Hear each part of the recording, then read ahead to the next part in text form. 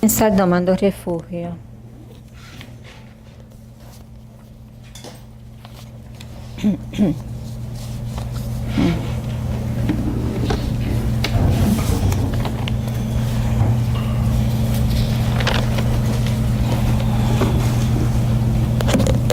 Voy por refugio hasta alcanzar la iluminación, al Buda, al Dharma y a la Asamblea Suprema.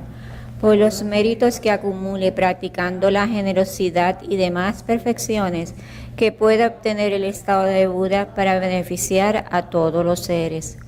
Voy por refugio hasta alcanzar la iluminación, al Buda, al Dharma y a la Asamblea Suprema. Por los méritos que acumule practicando la generosidad y demás perfecciones que pueda obtener el estado de Buda para beneficiar a todos los seres. Voy por refugio hasta alcanzar la iluminación, al Buda, al Dharma y a la Asamblea Suprema. Por los méritos que acumule practicando la generosidad y demás perfecciones que pueda obtener el estado de Buda para beneficiar a todos los seres. Ahora lo hacemos en tibetano. Sangye Judang Sogi Shon Lang Chan Shu Vardu Dani Kyab Sun Shi Dagi Jin Sogi Personam Gi Rola Pen Shir Son Yedru Parasho Son Ye Chodan So Ji So Namya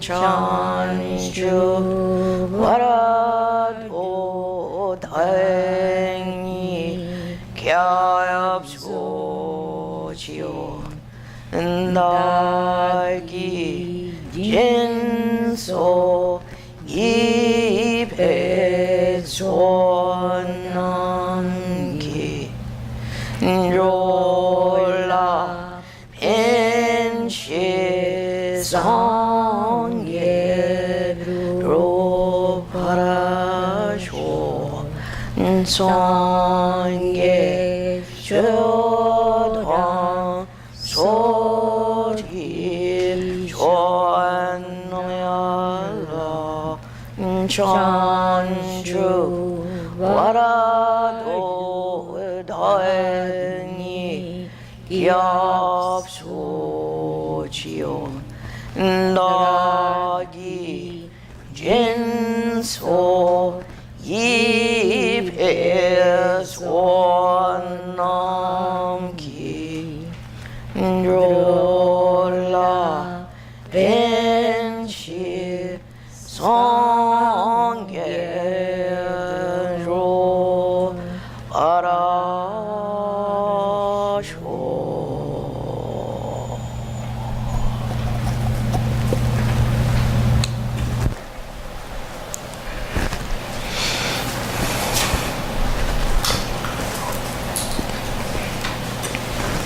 Thank you.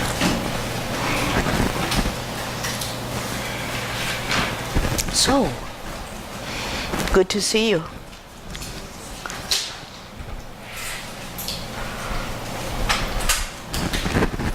Oh, next fall I'm going to teach a course that is called Women and Buddhism.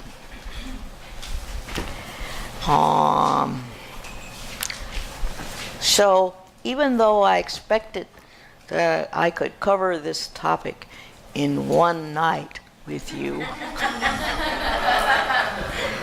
earlier today I changed my mind. I said, we'd better at least take 2 sessions on this. So hopefully that will be all right. That means we go over into a little of the Tsongkhapa Mahamudra lineage. Okay. Oh, thank you. So, way back in 1985, a book was published. A big conference was held in Hartford at Trinity College in Hartford. And the title of that conference, as well as the title of the book that collected all the papers we gave at the conference, was titled Women, Religion, and Social Change. You know, you have to have the three. So it had women, religion, and social change. And 1985, we thought, okay, we were right on the cutting edge, you know. Yeah. Oh, book came out, hardback, SUNY Press. And somehow, my good friend, Ellie Finley, didn't have enough say in the production of the book itself. She was editor. And the book came out, Women, Religion, and Social Change. Hardback, big pink cover. Oh, pink!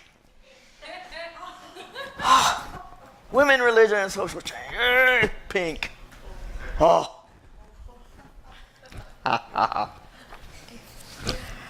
Oh well, you have to really make sure when you're signing contracts that you have final say in, you know, the book layout, the cover. The cover was pink.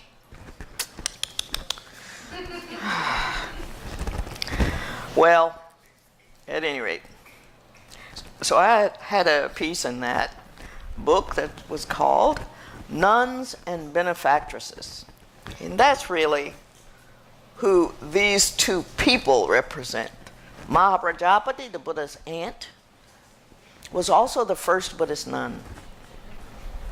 She was the woman he later accepted into his order. She was the first woman. But she didn't come along alone. She came with 500 of her entourage. And they all became nuns.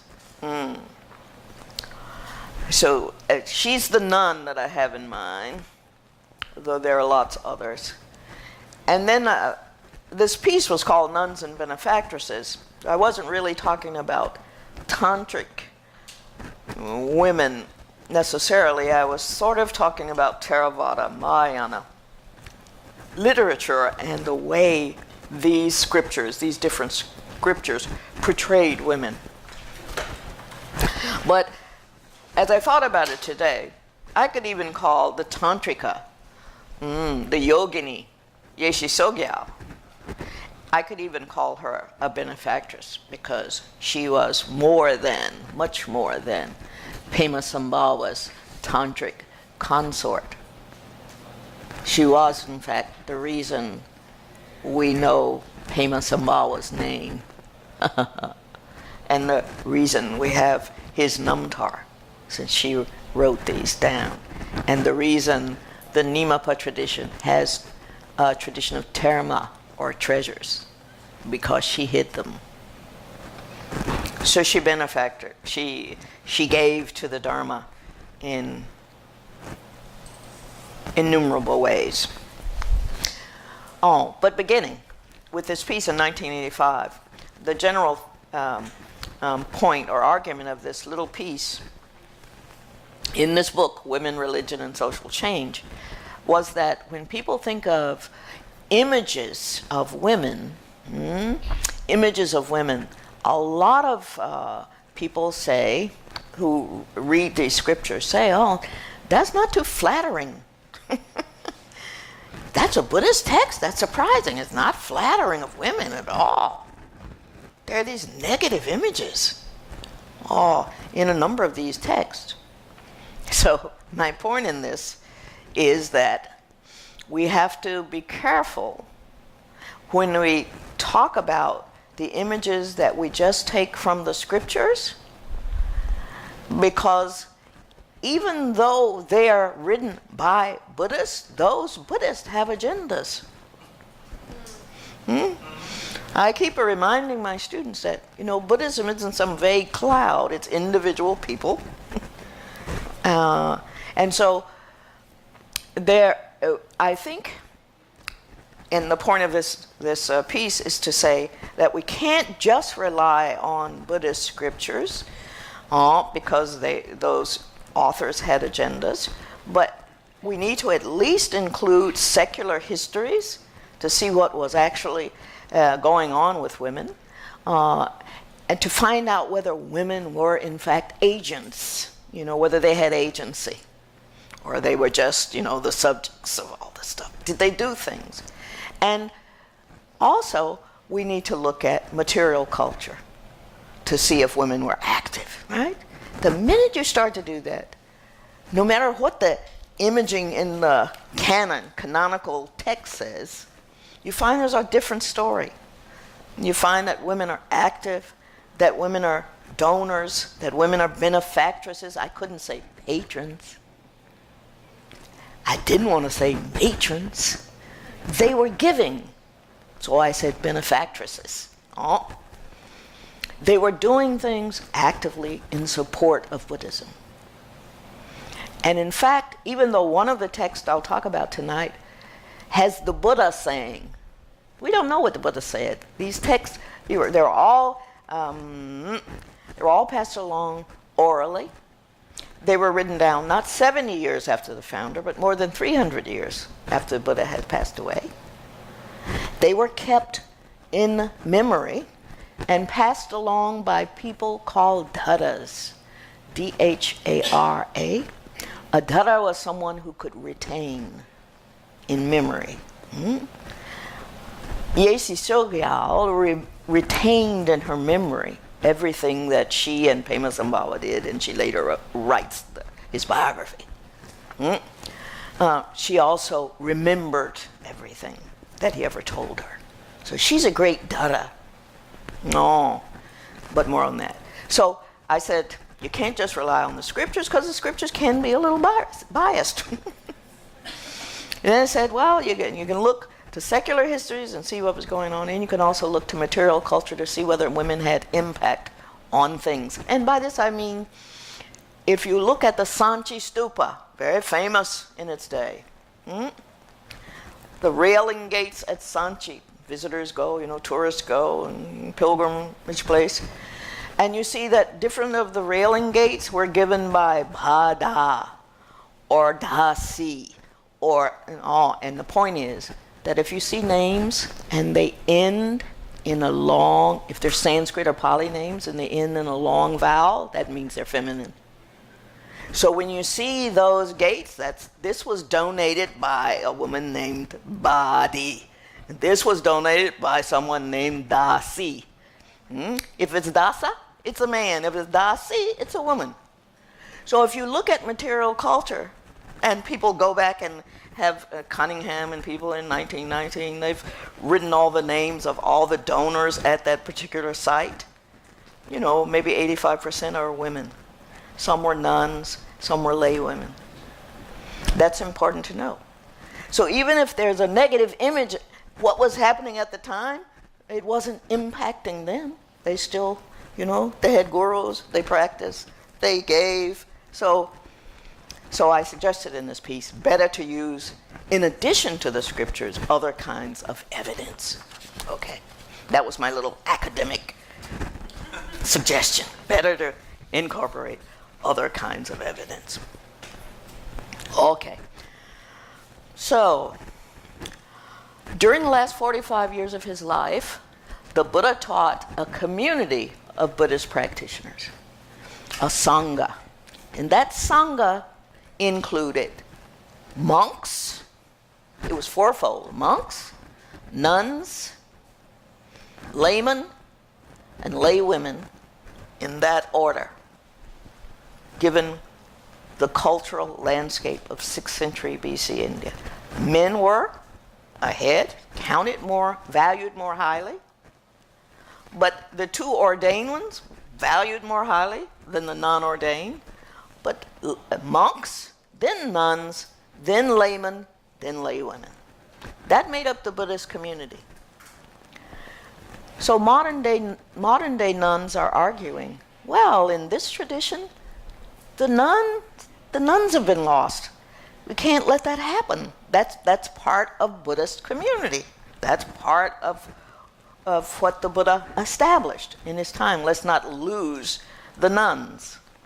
And in some traditions, that seems to be what's happened, including the Tibetan tradition. And different people, His Holiness Dalai Lama, 17th Karmapa, they're trying to find ways to reintroduce what's been lost, primarily due to some of the negative imaging of women in the orthodox scriptures. If I'm ever unclear, just stop me, okay? So it was this fourfold community. Oh. And there was that order. But it was also true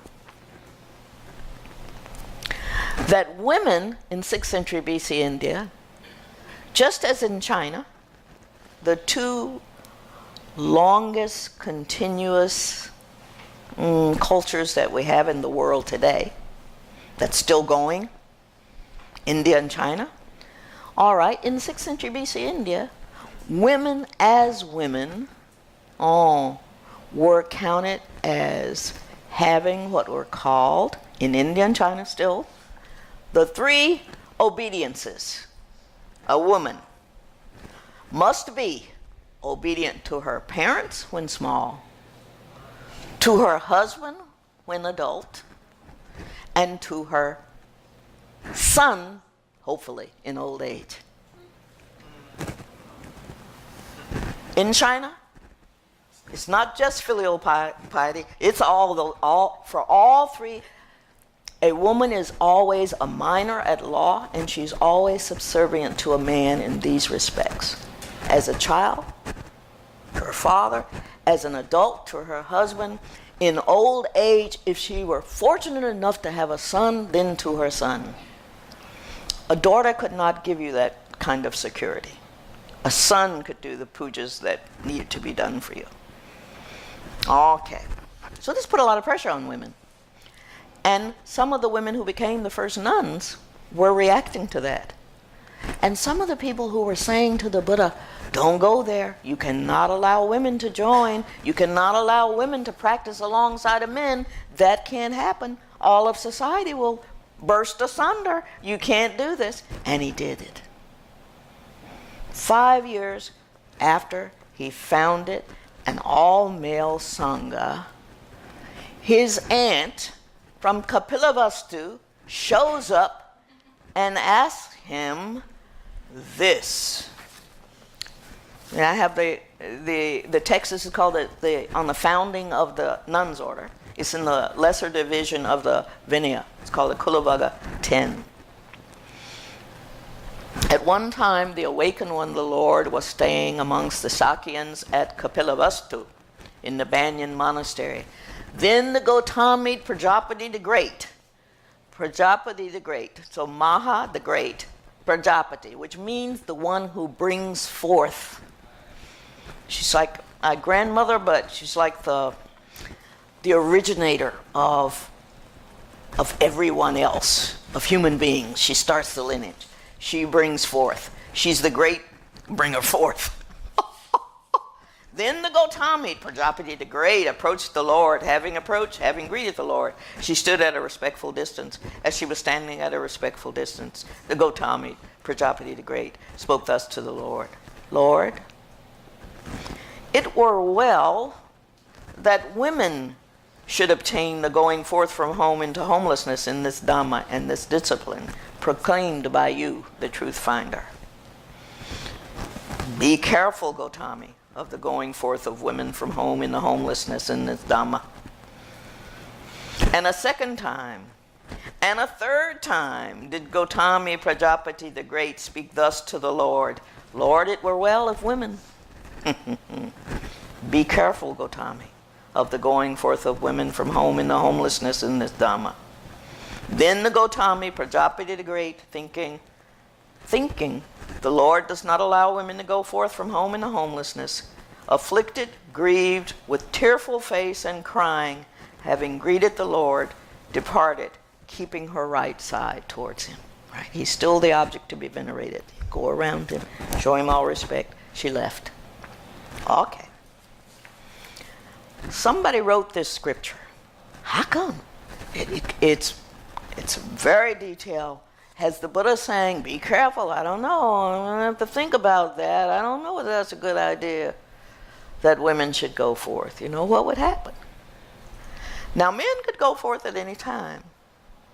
But really, in Aryan society, is the Aryas? I really need to know which Arya you're talking about. But in Aryan society, never mind, that's something altogether different. In Aryan society, which is the society that the Buddha was born into, it consisted of 4 castes: Brahmins, Kshatriyas, Varna or Vaishya, and Vaishyas, and Shudras, and then even below the Shudras, the class of untouchables. He said, I don't know. I might have to think about that. Well, we don't know who wrote the text, but if you read more into the text, you can you start to see a picture. It seems as though the Buddha didn't think it was a good idea. And yet Maha Prajapati persisted. She came back again. Now, the picture is of a woman who was the royal queen mother, right? After the Buddha's mother died, she raised him. He knew her well. It's not just his aunt, it's his mom for all intents and purposes. She raised him since he was 7 days old. And she's been in the kingdom. He's gone out. He's had 6 years of meditation. He's won through to enlightenment. He's rallied disciples around him. And now he's come back to the village. And she takes off her royal clothing and she walks to where he is. Oh, she does this over and over, and she's standing at a respectful distance. And then some of the texts tell us, I dropped him. Tell us that she follows him from this place, Kapilavastu, to his next speaking place in Shravasti, some good distance. And her feet are swollen, and she's dust covered. And this time, she's cut her hair to look like the monks. So, what I want to impress upon you is she's determined. Okay. Then the text continues. Then the Lord, having stayed at Kapilavastu for as long as he found suiting, set out on tour for Vaishali. Gradually walking on tour, he arrived at Vaishali. The Lord stayed in Vaishali with the great grove in the gabled hall. Then Gautami, Prajapati the Great, having cut off her hair, having donned saffron robes like the monks, set out for Vaishali with several Shakyan women. We later learned it with 500. And in due course approached Vaishali. Then the Gautami, Prajapati the Great, her feet swollen, her limbs covered with dust, with tearful face and crying, stood outside the porch of the gateway. And the venerable Anand then, by that time, Anand, who is also the Buddha's cousin, has become his main attendant. Anand is the first Buddha's Dada. That's why all these sutras that we have begin, it's Anand describing what happened and what was said. When you pick up a sutra and it says, "Thus have I heard," that's Anand's voice. Anand is a Dada. He's a retainer. He retained all the Buddha's discourses. So when it says, "Evam maya shruta mekasmin samaye," thus was heard by me on a certain occasion when the Lord was at Shravasti, that's Anand's voice. And so for years, people, successive generations learned what Ananda had recited. And then one other person, very important for the Buddhist Vinaya, was this person named Upali. He was the Dada for the so-called disciplinary rules that the Buddha laid down. Okay. All right. The other thing I want to say about Anand, whose name means bliss, is that these characters in Buddhist scripture all become, what can I say? I love knowing the languages. I love reading these texts.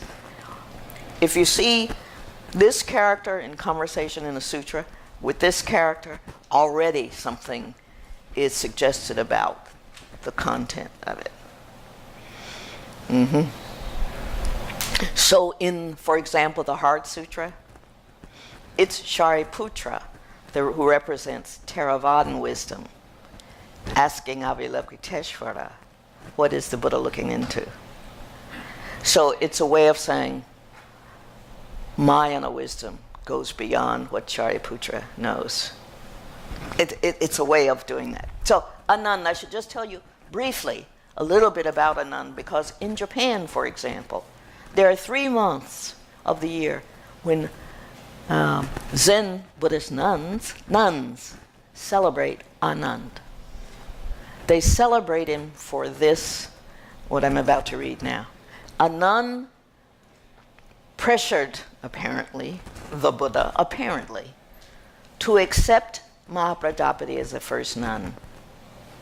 Okay, but you should also know that in addition to being the Buddha's attendant and the Buddha's dara, a nun was, before he became a monk, a great, great playboy. A nun could not get enough of the women. The Buddha had to apply all sorts of tricks to have a nun join him. A nun is always shown holding on to a sari and saying, literally in the text, and saying to the woman, don't worry, I'll be right back. And the Buddha is saying, Anand, come join me. And he's saying, don't worry, I'll be right back. So the story of Anand is of a playboy who was won over. The Buddha won him over by capturing him one day and taking him to heaven, where he saw all these beautiful women, and he said, oh, I don't have to stay alive. I don't have to stay alive. I can go to heaven now. And then the Buddha took him to hell, and it was populated only by women, old hags, and he said, ooh. And the Buddha says, everybody's going to get old, and, it's a lesson on impermanence, but he has to do these tricks because Anand is addicted to women. He's a big playboy. So it makes me smile that he should be the one who, he's in the same family. He knows that Mahaprajapati raised him also. So he can make the best argument to the Buddha. And the nuns really respect a nun's role in getting the ordination of nuns. So in this text, and I'm not saying this text should be believed, I think this text has its own problems, but this is the story of how the nuns' order was founded. And there are some rules in here that make sure that women are kept in a second-class position and an inferior position. And people quote this text. People quote this text. Okay. Even students I've trained quote this text to me. And I said, yeah, but I pointed out the problems with it. Anyway, so a nun, so she comes with swollen feet again, crying, tearful face, limbs covered in dust. And the venerable Anand then saw the Gautami, Prajapati the Great, standing outside the porch, her feet swollen, her limbs covered with dust, with tearful face and crying. And seeing her, he went over and he said to her, why are you here? Why are you crying? And she explained that she had asked the Buddha if she could go forth with them, and he apparently had told her no. And he said, well now, Gautami, stay here for a moment until I have asked the Lord on your behalf. And that's why he celebrated for 3 months to this very day, because he said, now wait, I'll go ask him. And he presents apparently this logical argument, which apparently the emotional Maya Prajapati did not. The tears didn't work. But a nun says to the Buddha, well now, Lord, first he says this, well Lord, Prajapati the Great is standing outside. Her feet are swollen, her limbs are covered in dust. Now she says, Lord, that you don't allow for the going for the women. Perhaps it'd be well, Lord, if you did allow it and she raised you. He tries that first.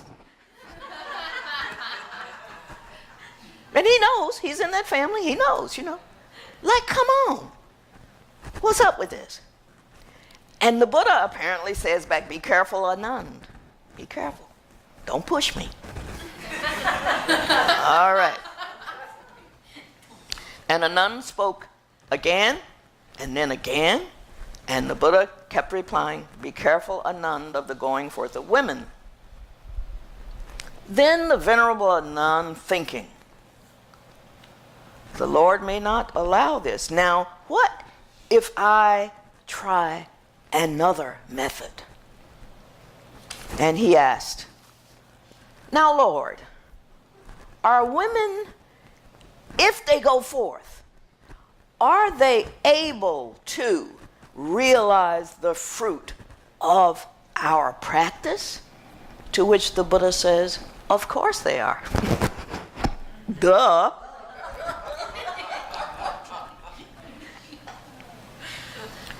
Yes, he says, women, Anand, having gone forth, are surely able to realize perfection. And then Anand says, well, Lord, if women having gone forth are able to realize it, and Prajapati the Great was of great service to you, Lord, she was your aunt, foster mother, nurse, giver of milk. For when the Lord's own mother passed away, she suckled you. It were well, Lord, that women should obtain the going forth. To which the Buddha is said to have replied, if a nun, Gautami Prajapati the Great, accepts 8 important rules, this may count as ordination for her. Okay, but you have to know what the rules were. But anyway, Ananda went and reported, if you take these 8 rules, now the rules are called Garu Dharmas, translated as heavy or weighty regulations. If she accepts these 8, that may count as ordination for her and for her alone, the Buddha says, because he knows she came with 500 other women. They still have a 2-year probationary period, it's later explained, but if she accepts these 8 rules, this will count as ordination for her only, for her alone, because she did raise me, and because, of course, if women are taught this, they will master it. So just in that case, so he said, now what are the 8? All important. A nun who has been ordained even for a century must greet respectfully, rise up from her seat, salute with joined palms, do proper homage to a monk who's been ordained but that very day. And this rule is to be honored, respected, revered, venerated, never to be transgressed during her life. Did you get that? She could be a nun for 100 years. We might look at that like she had some seniority. But if a monk, a little boy, has been ordained that day, she has to rise up, bow down, show him respect. He's her senior. That's the first rule. She had to accept 8. This was a really damaging one for putting women in their place, right?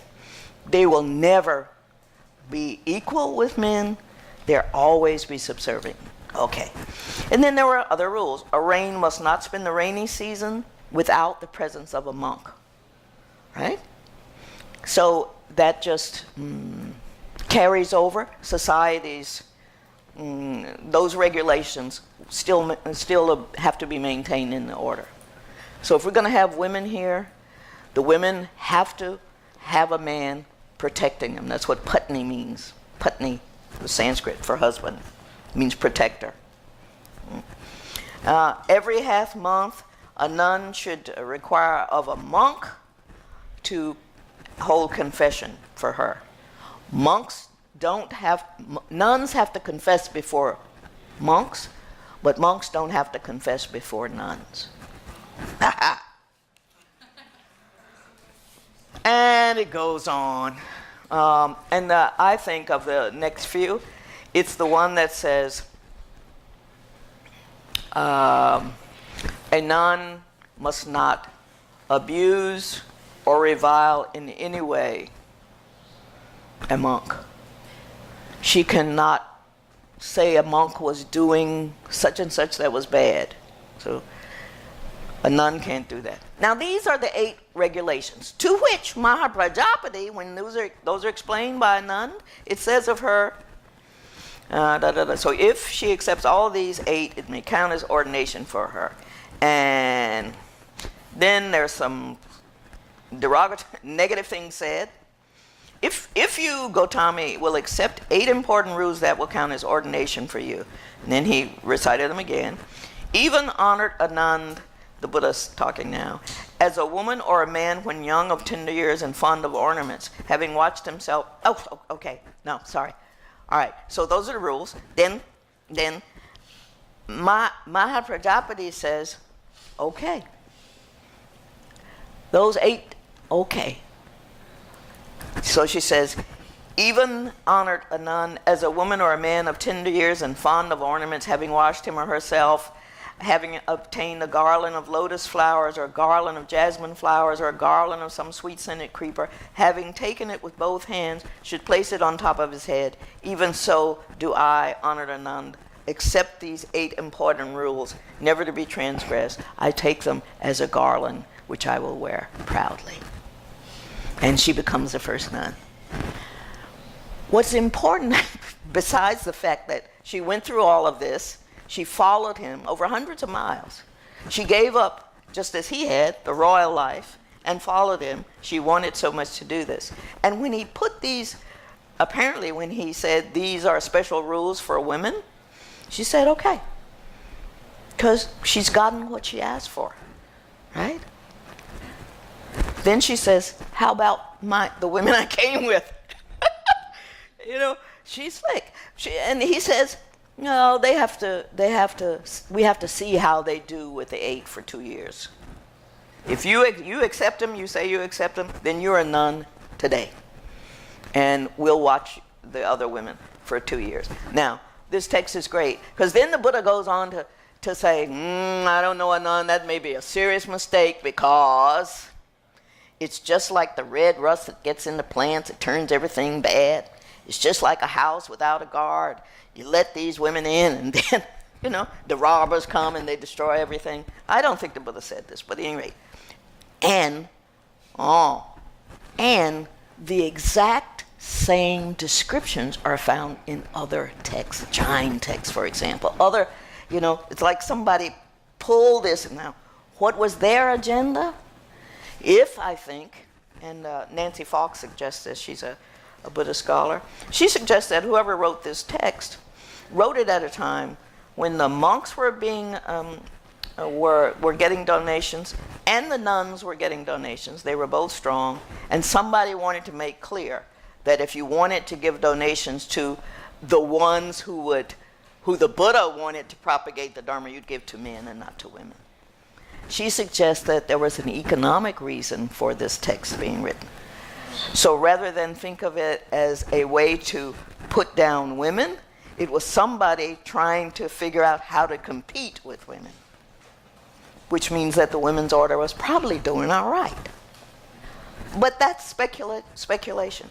But if you go through this text critically and you see that this was lifted word for word from another tradition, not Buddhist at all, these examples. Even Ananda's, those households which have many women and few men easily fall prey to robbers, to pot thieves. Even so, Anand, my Dhamma will be, the life of my Dhamma now, Buddha's Dharma, will be cut in half. Even Ananda's, when the disease known as mildew attacks a whole field of rice, the Buddha just felt like telling Anand, now, see, I did it, but this is what's going to happen. And even a nun that's the disease known as red rust attacks a whole field of sugarcane. And that field of sugarcane does not last long. Even so, a nun in whatever dharma and discipline that I proclaim will not last long. Oh, okay. Then, in the same text, Mahaprajapati comes again. She says, Lord, now that you let me become a nun, could you give me a teaching that's really pithy? I'm ready. You know I'm in. Now tell me something. She's lovely. She's really a champion woman. And the Buddha teaches her, and she goes away, and then she comes back, and she says, all right, I thought about that. And I think such and such. And it's about shunyata. And he says, very, very good, very good, Prajapati. Very well spoken, very good. Okay. Then Prajapati says, now how about we lift that probation? I don't know, so it's like, this is the classic composite text, who is speaking here, to what end, why, it seems clearly to have a lot of pieces to it. It's very, very interesting. It's just a few pages. This is just a few pages of text, like 4, 5, 6. By that time, you see this interaction between Mahaprajapati and the Buddha, and there's all this room for speculation. And you see that she's not only feisty and determined, but always thinking of the other women as well. Let's start something now. Come on, let's do it. So this is just one example of how the first nun is portrayed. Now, what we learn later in another text, there's a text, we looked for it earlier. We got to leave some names for your library to get, okay? Because there are any number of translations of what are called the Teri Gathas. Apparently, though it was written in the 4th century, AD, 4th century AD, so it's a lot of centuries gone by, and written in Sri Lanka, the Teragatis, the Teri Gathas. There's Tera Gathas. Gatha means song or verse, but it's really something that's sung. And Teri, it means steadfast. It was one of the names of the early nuns, and the monks were called Teras. All right, Teras and Teris. So Teri Gathas have been translated. There are a number of translations. 1909, there was an early translation called the Psalms, Psalms, the Psalms of the Buddhist nuns, the Psalms of the Sisters, it's called, by Caroline Rhys Davids. Sort of, Victorian, stiff kind of language, but what it's a collection of is the triumphant songs of the nuns who were contemporary with the Buddha. This group, when he allowed for the going forth of nuns, the nuns, once they attained enlightenment, so they did, or nirvana, they sang, and I thought I'd be able to read you some of those, but maybe not tonight. But there are 100 different nuns who sing triumphant songs. So it's proof, it's a little proof. They're individualistic, they're different one from the other, and it's like the closest thing we'd have is Zen people saying, describing a bit of Satori. You have these songs coming from these early women who, entering the Buddhist order, attained the fruits of meditation. So there's this early translation by Caroline Rhys Davids. There's that's 1909 or so. Then there is a modern translation by Susan Murcott. Murcott, called The First Buddhist Women. These are just verse declarations of realizations. They're called anyas. They're triumphant songs. And they say interesting things, you know. Some, but they're also of note because they're quite different than the Tera's songs. The Tera sang something abstract and, you know, shunyata was the way. And the women say, wow, I've moved beyond 3 cricket things, my mortar and pestle, my old cricket thing, my cricket hunchbacked husband. I'm free. I'm free. I'm free. There's a clear difference in the songs that the nuns sing. Talk is nuns and benefactresses, really, I should have written that. That the nuns sing, and the ones that the monks sing. The monks are speaking philosophically. The women's triumphant songs are embodied. They're physical, you know. You know that a man didn't write that. Huh? But they're proof that women attained to nirvana. Nibbana, at least. They attained to that. All right, so a little bit about nuns. There's a difference in, so some other books, there's a difference when you say women and Buddhism and women in Buddhism.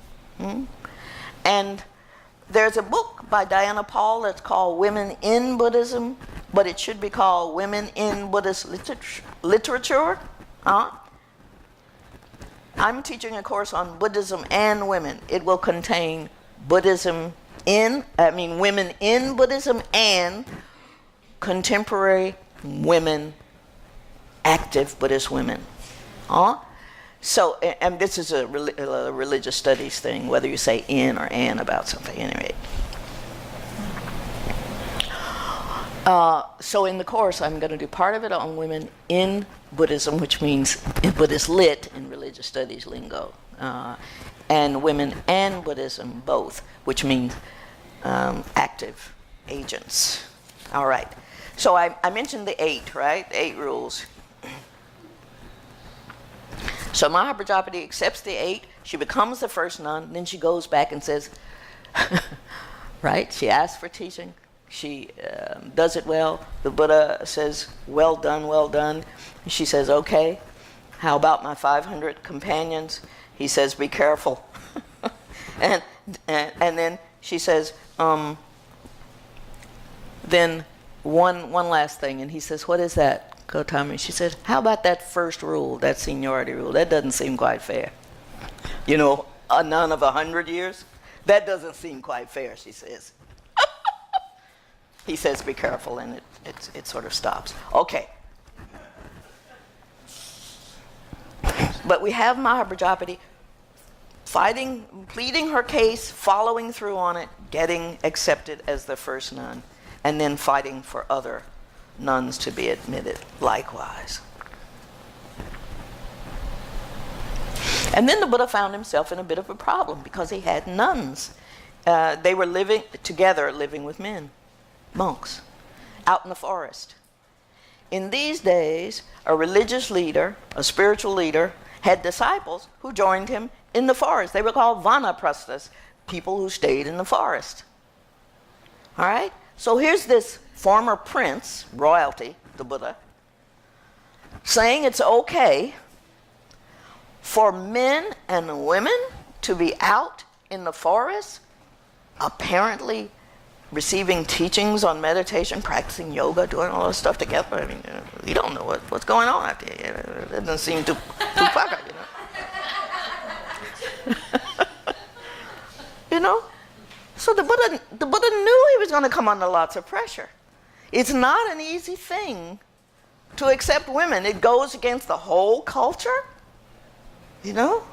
So I think that's why I say to my students, we don't know whether the text is truthful or not. Probably not.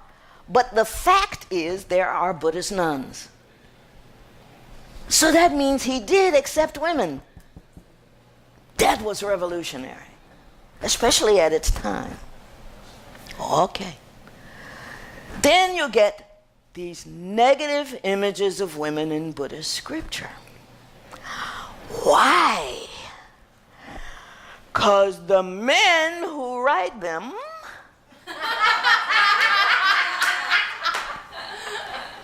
I am being too biased, aren't I? No, I'm just speculating that the men who wrote them, because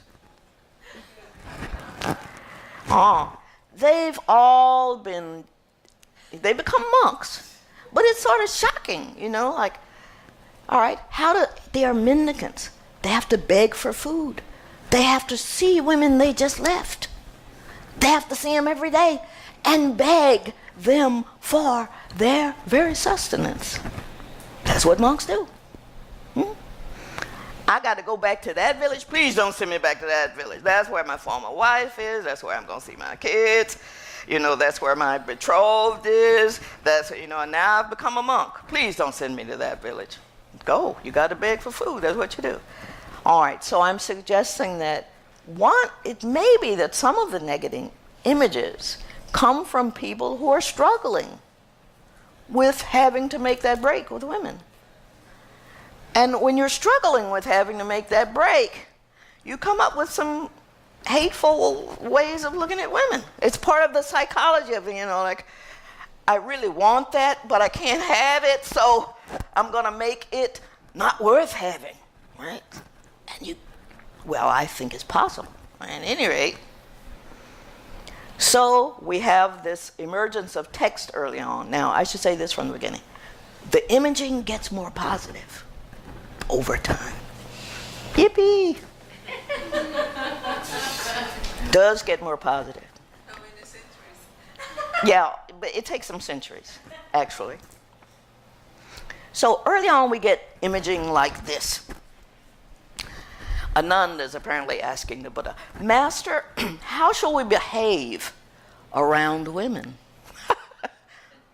This is Ananda, that makes that doubly funny. The playboy Ananda. The Buddha responds, you should shun their gaze, Ananda. Don't look at them. Keep your eyes down. You're a mendicant. Remember, you're a mendicant. You go to the house, eyes down. You don't say anything. You don't look at anybody. This is a nun. He wants to look. Okay. You should shun their gaze, Anand. But if we should happen to see them, Master, what then are we to do? Not speak to them, Anand. But, Lord, if we do, perchance, speak to them, what then? Then you must watch over yourself, Anand.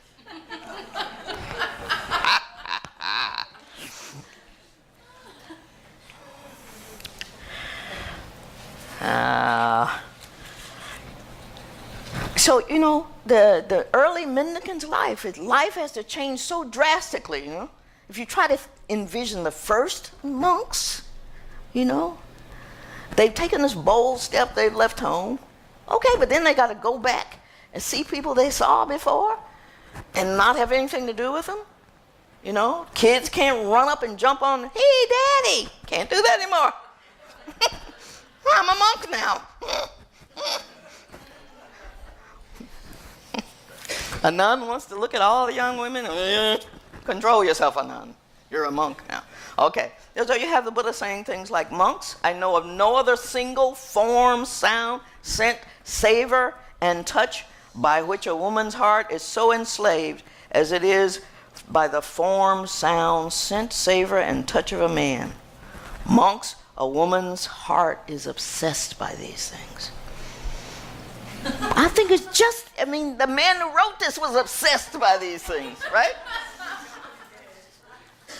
Monks, women folk in their life, unsated and unreplete with two things.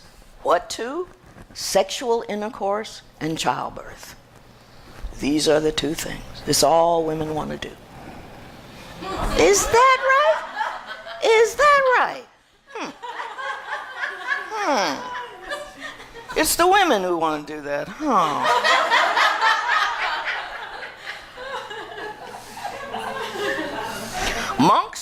A woman, even when going along, will stop to ensnare the heart of a man.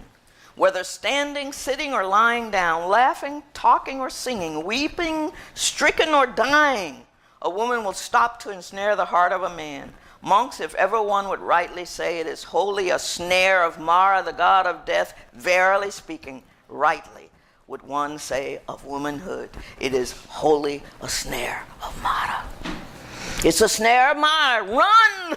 Run away from women. Oh, those are women. Run!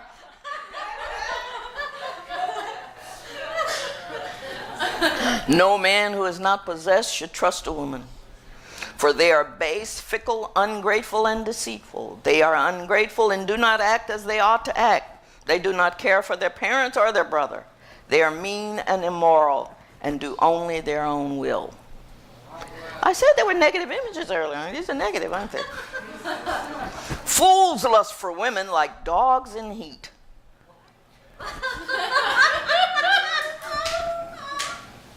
They do not know restraint.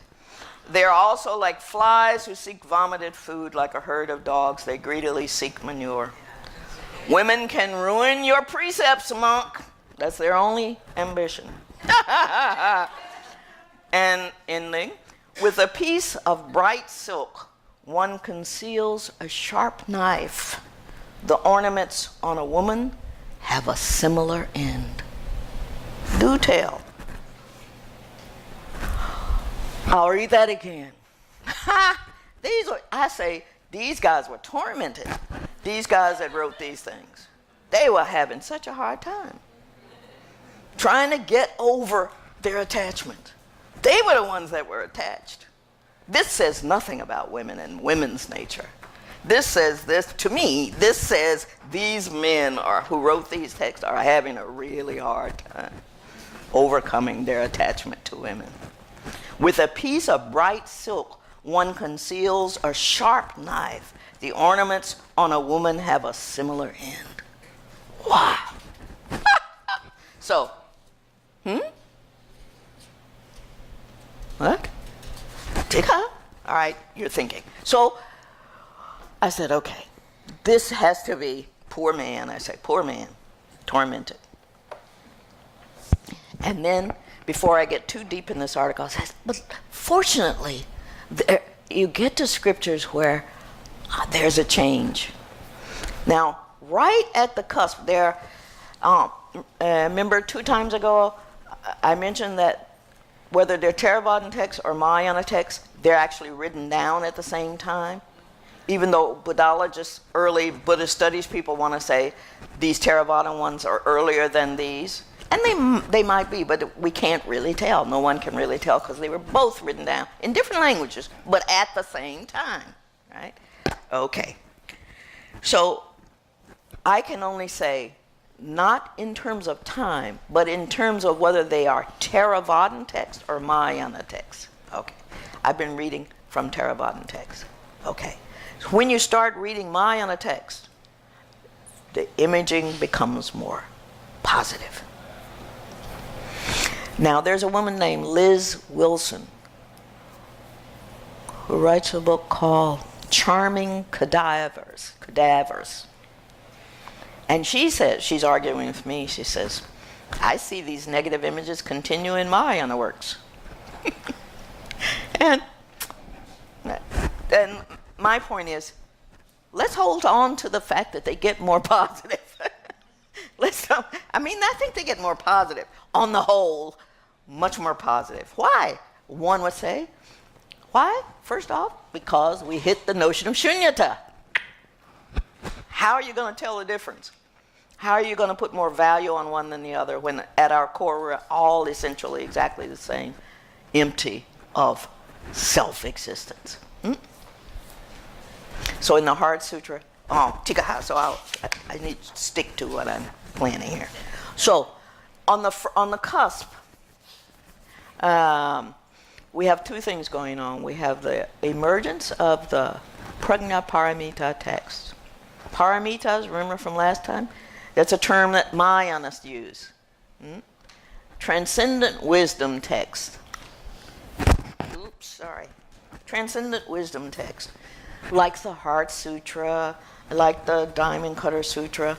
In those texts, we find the Buddha saying, those who by my form did see me, and those who followed me by my voice, wrong the efforts they engaged in.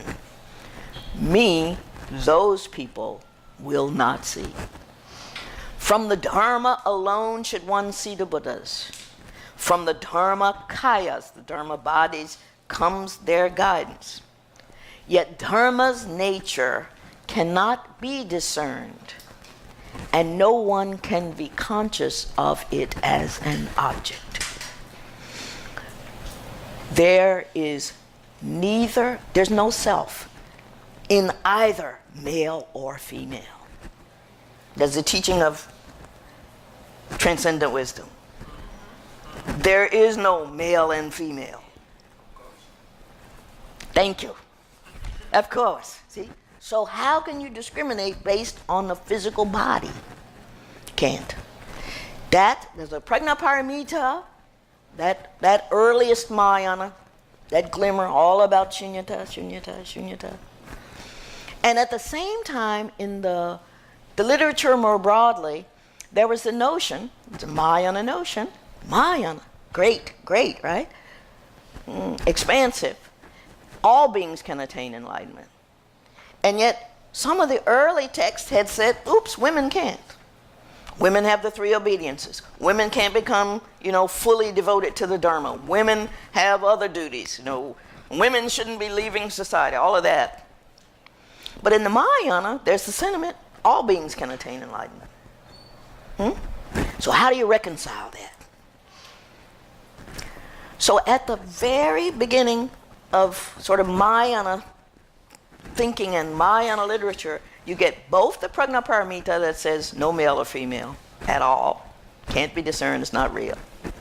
And you have a text that says, now how are we going to reconcile the fact that women can attain enlightenment, as some Theravadan texts had said explicitly, women cannot attain enlightenment. They have the three obediences, they have this, all this holding them back. And the notion that all beings can attain it. So, how do you think some of the authors decided, how could you bring those two together? Women cannot attain enlightenment, yet all beings can attain enlightenment. Well, women have to be reborn as men. There you have it. And authors did that. Women can do it if they change their bodies. And so you have this group of texts in which you see little 8-year-old Naga princesses in the Lotus Sutra. You see a little 16-year-old in this sutra. And they take a step, they perform magic. Why can they perform magic? Poderes, why can they? Because they understand shunyata.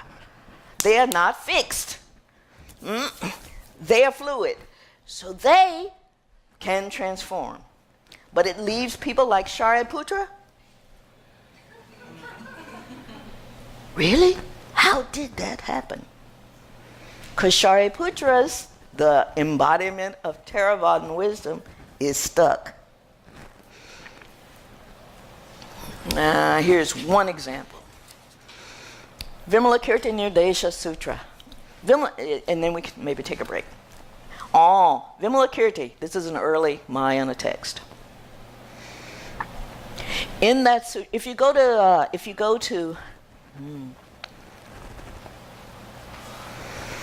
the Met in New York, which I did some years and years ago, there's this exhibit. It's on permanent exhibit in past the Frank Lloyd Wright wing of the Metropolitan Museum. There's a permanent exhibit of a scroll that was painted by a 28-year-old Chinese pen and ink drawer, 7th century.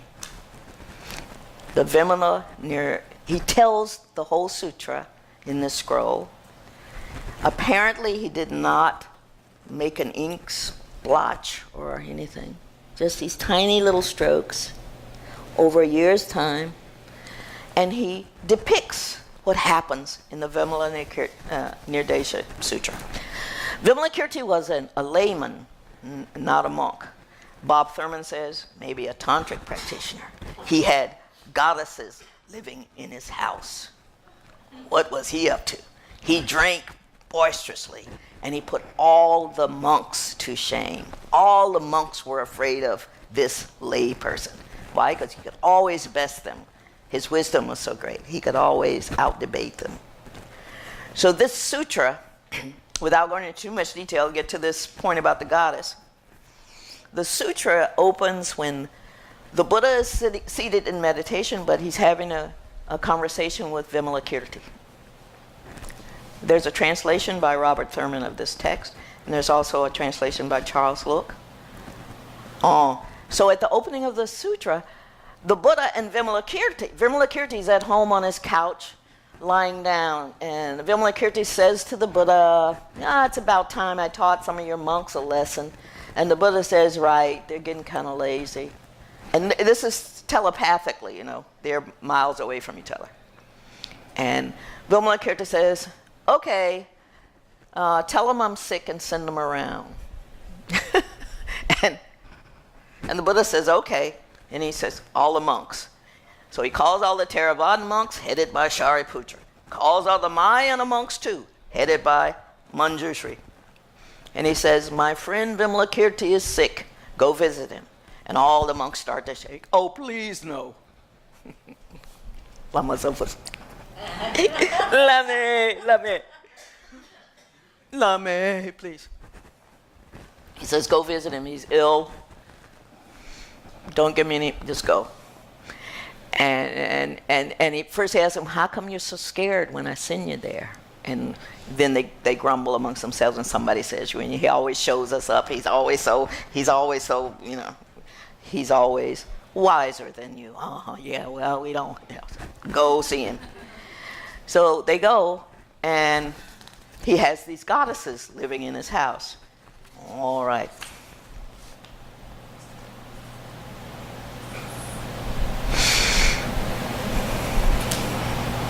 You know that the feminine represents wisdom, right? Okay. And the male is active compassion, right? And when the two join, why is that? What happens? Why do we see male and female? Huh? We don't have, okay. It's covered. Oh, you mean under the, you mean here? Oh, the color chakra under the, yeah. No, okay. No, just think about it. Sorry, these are just things to think about. Wisdom? Does wisdom move? Does wisdom move? Most times not. I'm not talking about green tar, she moves. But she's activity, right? She's green and active. She's got one leg down, right? But white tar, don't you have white tar? White tar, right? She doesn't move. But she's all-knowing. She's wisdom incarnate, all right? So the male is active compassion, right? Why is that? I'm asking, I know it seems awfully vague. But I think if you discover something, it sticks with you. She's unmoving, and he's moving. What does that say? That is too vague.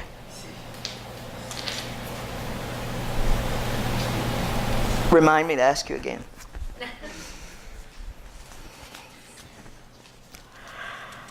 Remind me to ask you again. Okay. In Vimalakirti's house, there's goddesses. So when Shariputra and his entourage arrived, and Manjushri and the goddess, invites them in, and she showers them with flowers. Right? And Manjushri, who's Mahayana wisdom, he's not perturbed. And the flowers fall at his feet. Okay. Shariputra, feeling these flowers, goes, I'm a monk, I'm a monk, I'm a monk. This is inappropriate for a monk. So, you know, this is supposed to tell us something about holding on too tightly to fixed realities rather than being fluid in, you know, recognition of wisdom. So Shariputra is so, you know, I used to be in a class with 7 Thai monks. Great guys. great men. They were very nice. In Benares. And there were 7 Thai monks and myself and this great philosophy professor. And the professor was the student actually of T.R.V. Morty, and the person who wrote the big book on Nagarjuna. And so I was happy to be in that class. But it was because I had a chance to talk to the professor afterwards. Now, the class consisted of Dr. Chatterjee giving a lecture, and then one of the 7 Thai monks standing and saying, Professor Chatterjee, I understand you've said the following. And I'd see Professor Chatterjee standing there waiting, and the monk would recite everything he'd said, and then he'd get to the end and he'd say, thank you so much, and he'd sit down.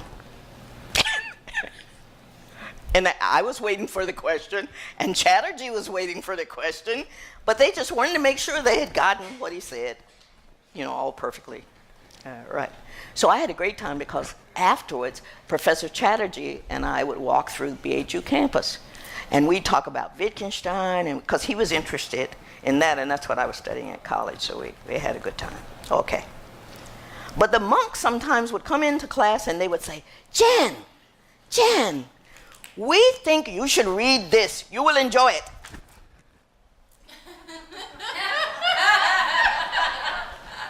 Right? Because they couldn't touch me. You know, we were in that class a semester, and they were sweethearts.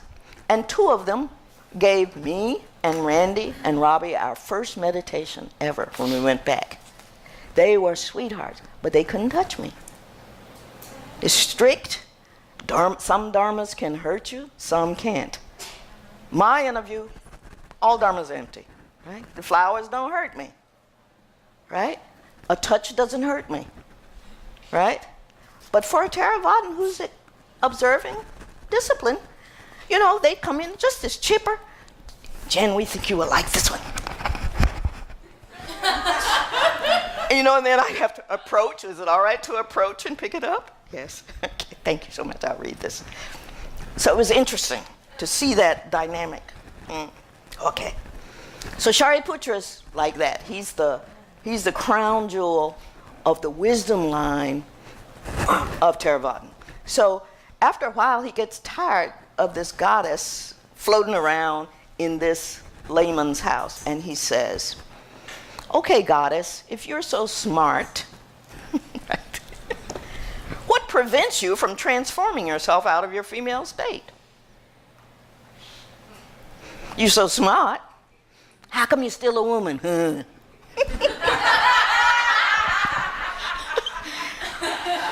Oh, man. So, I don't know how you translate that, but okay. So the goddess responds, although I have sought my female state for these 12 years, there's the 12 again, I've sought my female state for these 12 years, I've not yet been able to find it. Reverend Shariputra, if a magician were to incarnate a woman by magic, would you ask her what prevents you from transforming yourself out of your female state? No, because such a woman would not really exist. So what would there be to transform? Just so, Reverend Shariputra, all things do not really exist. Right? So there are these, all right. So there's that text. There's a Srimala, right after that, that's 1st century AD.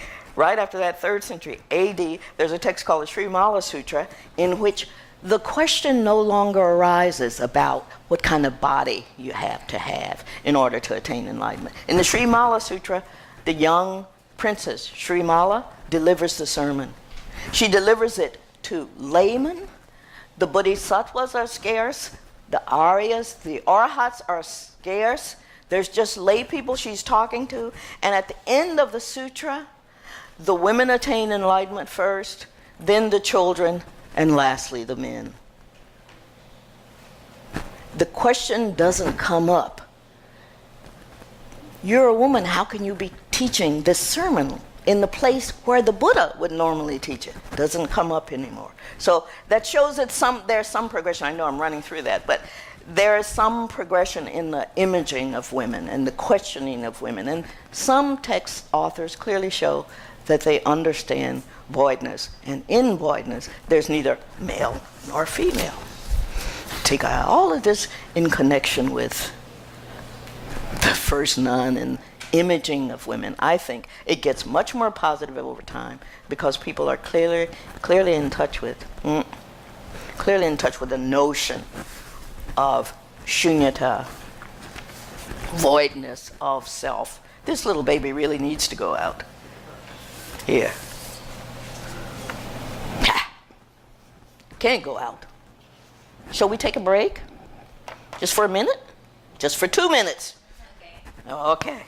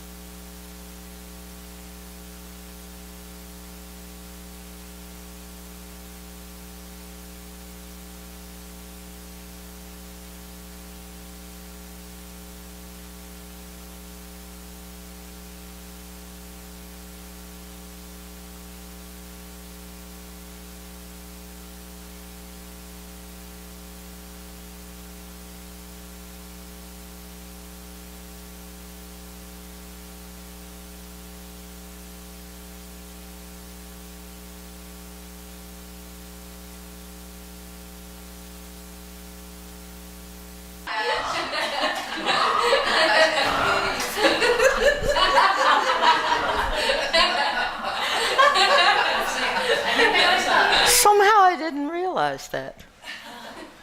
Oh, I guess I should be more professional or something.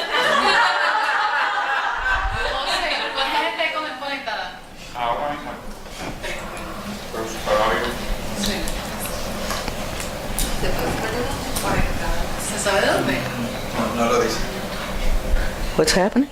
They were asking how many people are connected. He's like, no, there's 3 because there was a break. Okay, that's okay.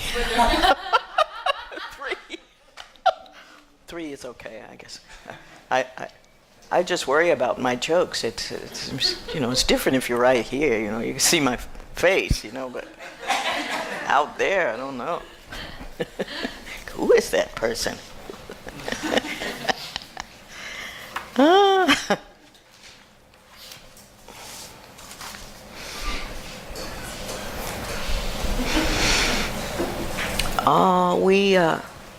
The clock is off, right?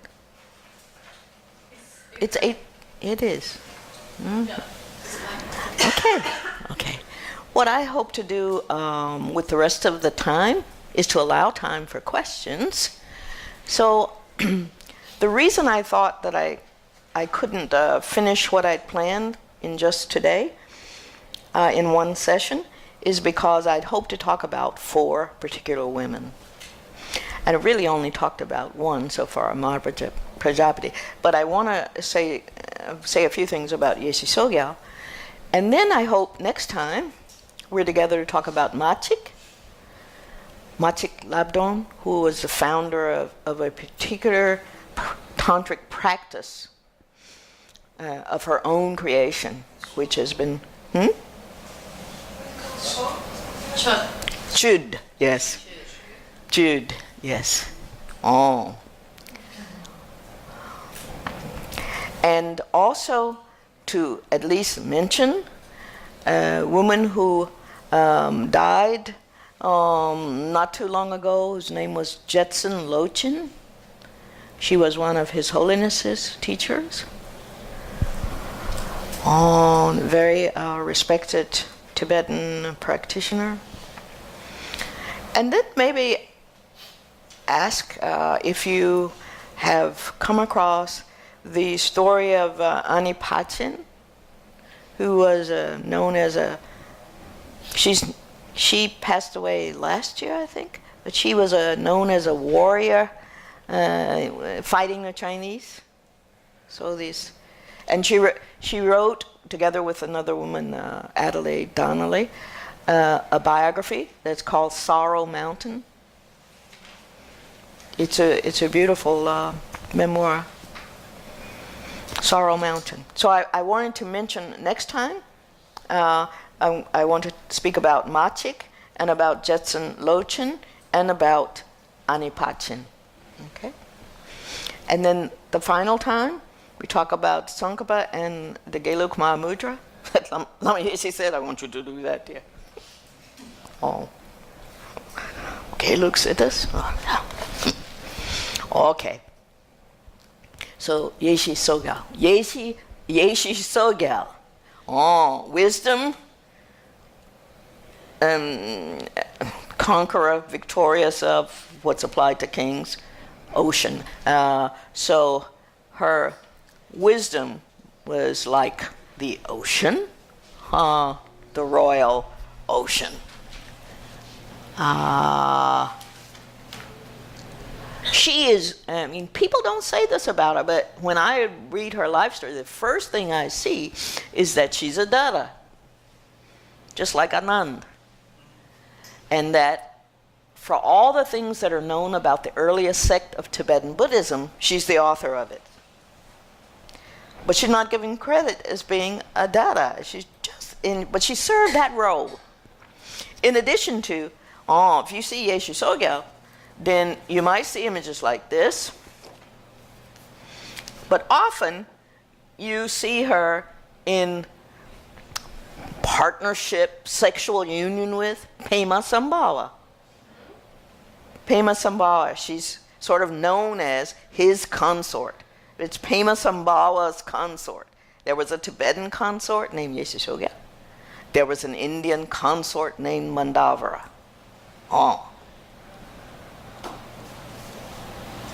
I'll pass those around. But when she's depicted by herself, she has the scalpela, which cuts ego, another symbol of wisdom, and the skull cup filled with nectar. Because as a tantric practitioner, she does not discriminate, right? Everything becomes nectar. I'll pass those around. Thank you, you'll help. And the other picture, is when they're in union, that's Pema Sambhawa. Pema Sambhawa is noted, credited. Some people say he never actually lived. I think he probably did. Was a sorcerer who came from the Swat Valley, what's now Swat Valley. The history of Tibetan Buddhism, much too long. That's a course too. But Buddhism comes into Tibet. It's brought primarily first by a monk, enrobed monk, named Shantirakshita, the protector of peace. He's a monk. And he comes in to this warlike place, Tibet. And he says, there are 10, these virtuous activities you should adopt. And these negative activities you should abandon. And they say, who is this guy? Who is this guy? And he says to the king, maybe I'm not the person to spread Buddhism here. So the king says, who shall I get?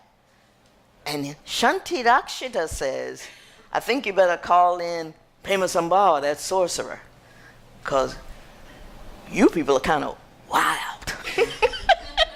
So, you know, and Robert Thurman writes a book on only Buddhism could have tamed the warlike character of the Tibetan people, right? The Tibetans, you know, they exacted tribute from as far away as Beijing. They were the big power in Asia, in Inner Asia. So, but Buddhism, Thurman argues, was almost single-handedly the reason Tibetans became so peace-loving. Well, Shantirakshita said he couldn't handle it in the 7th century BC when he went, and he advised that they send for a Pema Sambhawa. So when you see dances, mass dances, and slow motion and the drums, often in those kinds of ceremonies, I'm not saying always, but probably one of the pieces is about Pema Sambhawa's journey to Tibet. And he is trampling the demonic forces. So it goes, Wong, Wong. I know, it's the big sweeps. The monk with the ma-kala sort of on his apron, taking these big, massive swirls and stomping. That's called Pema Sambhawa's journey to Tibet. So he's a sorcerer. He's a yogi who has powers, poderas, and he alone could bring Buddhism to Tibet. Yeshe Sogyal was his top student. Tiga. So she was also a great memorizer, retainer, barrier of hidden treasure. So, her life story.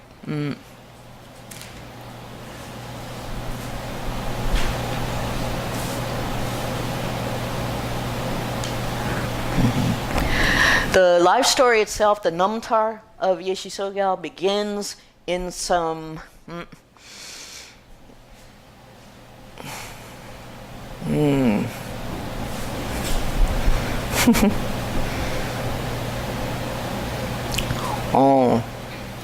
There are different levels of life story, Namtar.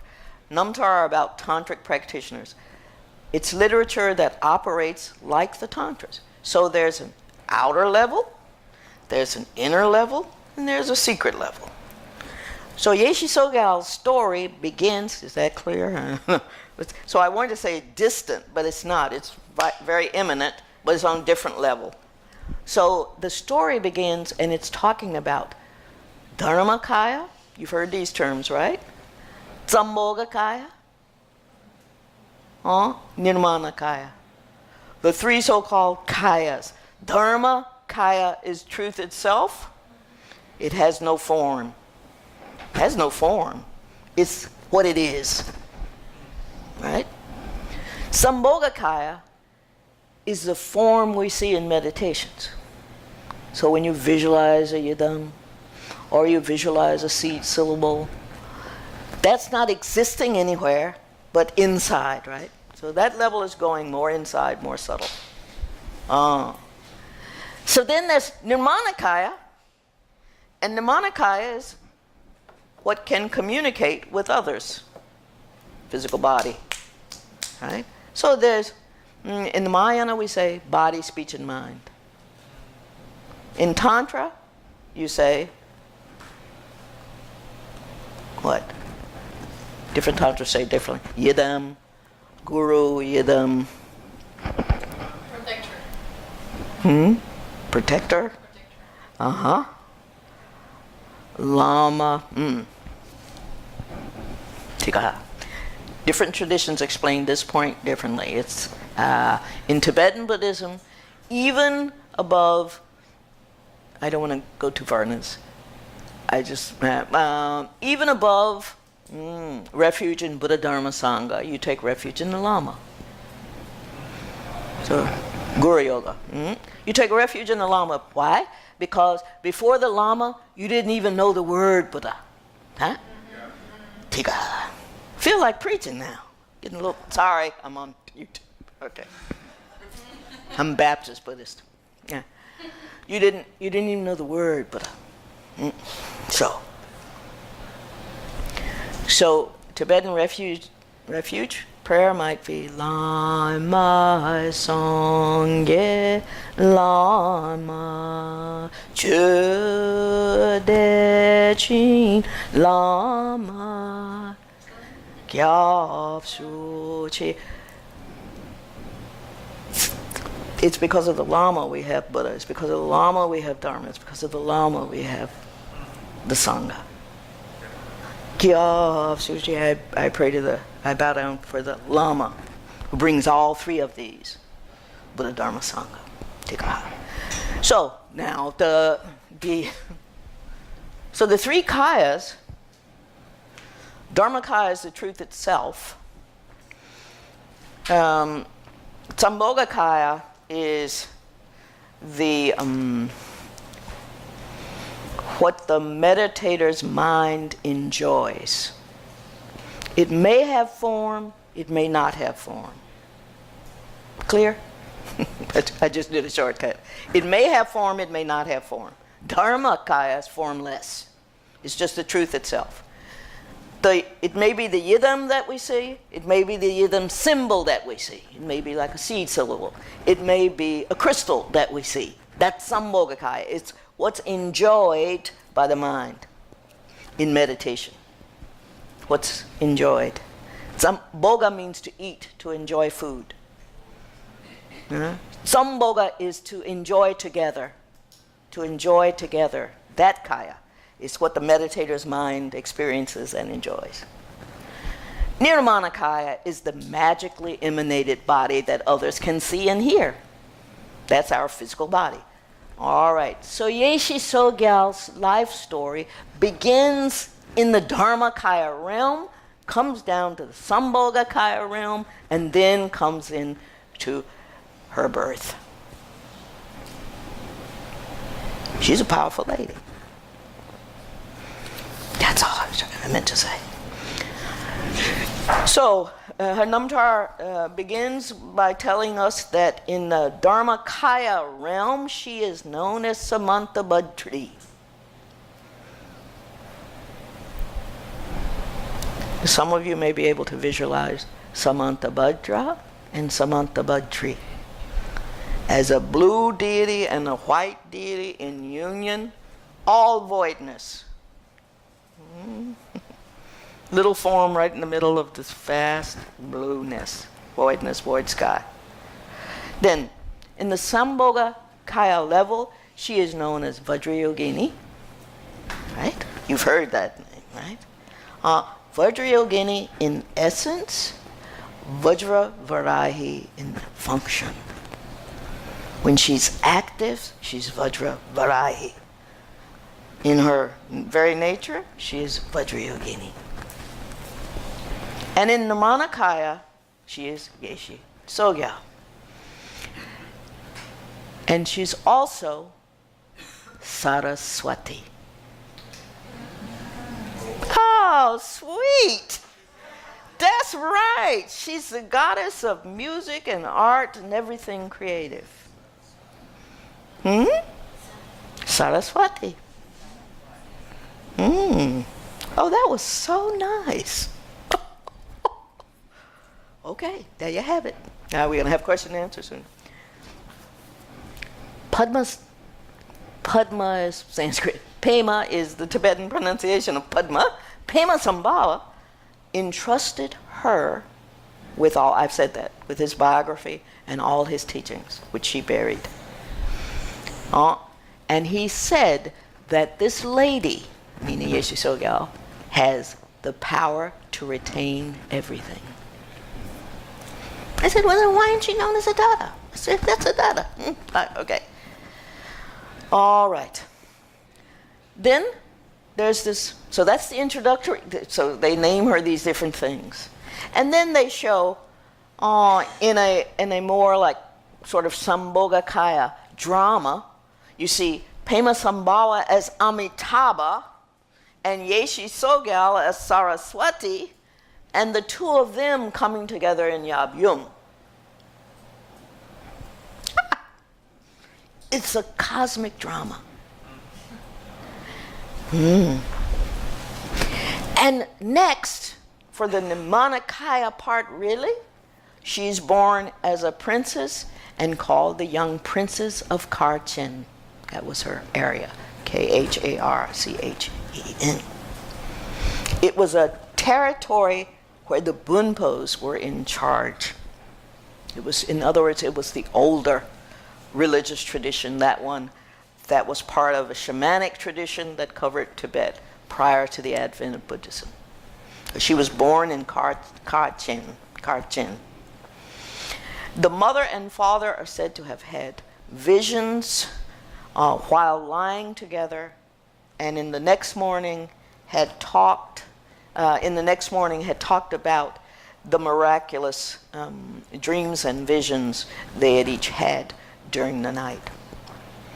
Then Yeshe Tsogyal herself is born, and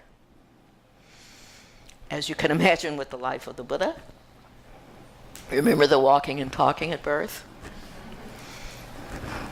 She talked at birth. She knelt. She sat cross-legged at birth. You know those little tender chubettes? I mean, they formed into a full lotus posture. Oh, too sweet, too tender to be. Anyway, she formed into the lotus posture. This is at birth.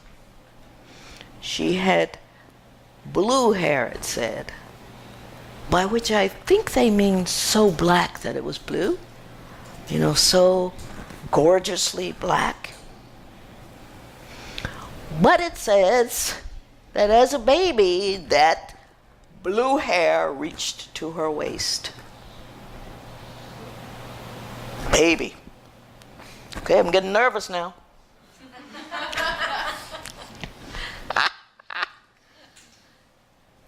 At birth, she said, I am an incarnation of a great yogini. Just as the Buddha had said, this is my last rebirth, she told her mother and father, I am an incarnation of a great yogini. I am a great yogini girl. I said, okay, I guess. At 3 years old, Yeshe Tsogyal was said to have recognized the impermanence and suffering of all things. And at 3 years old, she pleads with her parents not to marry her off. Now, if the life of Yeshe Tsogyal is recorded in a text that's called Mother of Knowledge, translated by the Dharma publication group, and another translation by Keith Dowman that's called Sky Dancer. That she's a Kendroma. She announces she's a Kendroma girl. She's a Dakini girl. She's a Yogini girl. What does that mean? She is one who goes in the sky. She's a sky dancer. which is another way of saying she's a wisdom being. Tika, she's a wisdom being. She pled with her parents not to give her away in marriage, and they thought that they couldn't abide by that, but they also couldn't keep off all the suitors who wanted to marry her since she reached the age of 8. Parents had to lock her up. People threatened war. Neighboring tribes threatened war to take her. It was all about taking and having her. And at one point, her parents apparently opened her cage and said, "You have to fend for yourself. Whoever catches you can have you, but they won't fight us for you." So they turned her out. Now, she's noted as being beautiful and wise beyond, but the parents couldn't keep the men from the door, and they were all warring tribes, people after her.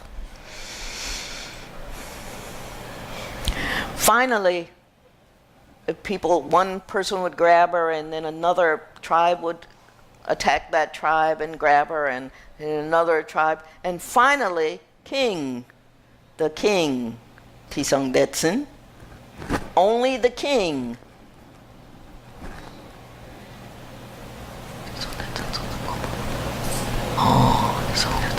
Tisong Detsen, okay. Tisong Detsen, only the king. The king took her, said, "Okay, you can't challenge me." Right?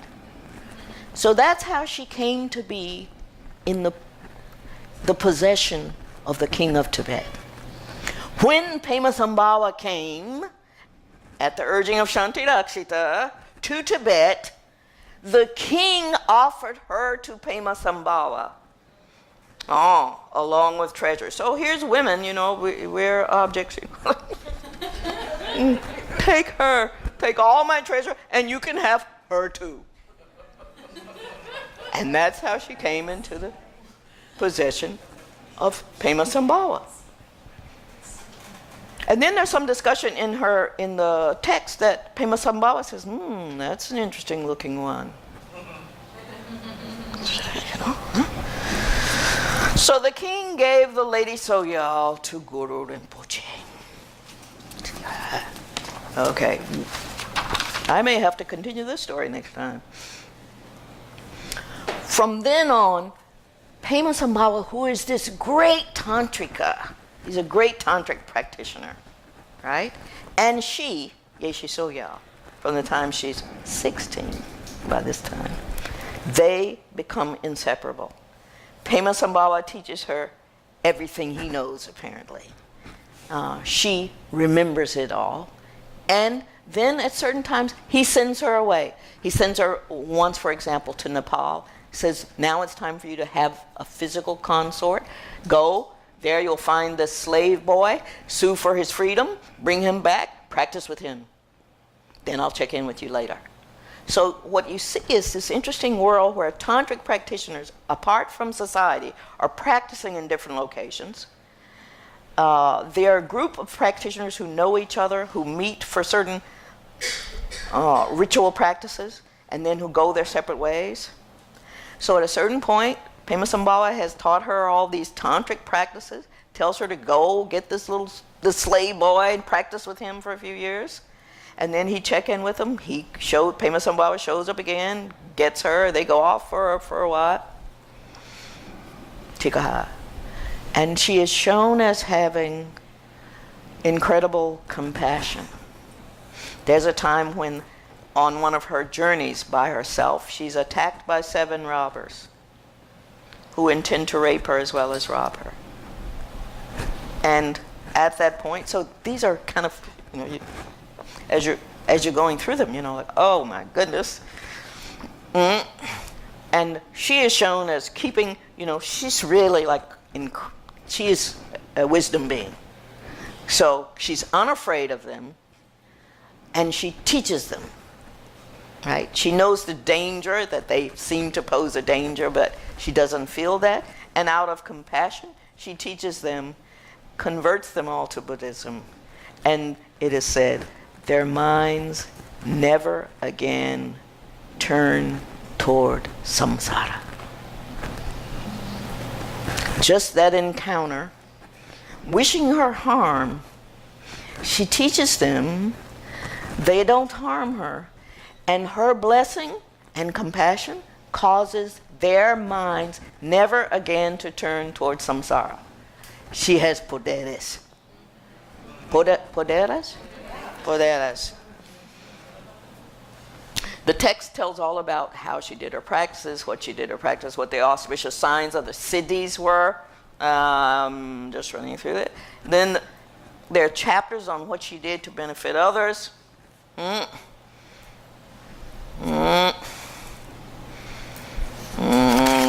Okay.